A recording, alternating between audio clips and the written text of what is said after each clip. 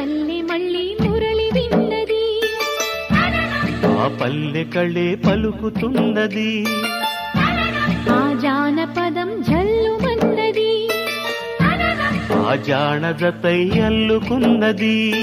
మొగలి పువ్వు మహారాజుకి మొదటి కానుక, ఎదను పరిచి వేసేయన ప్రణయ వేదిక.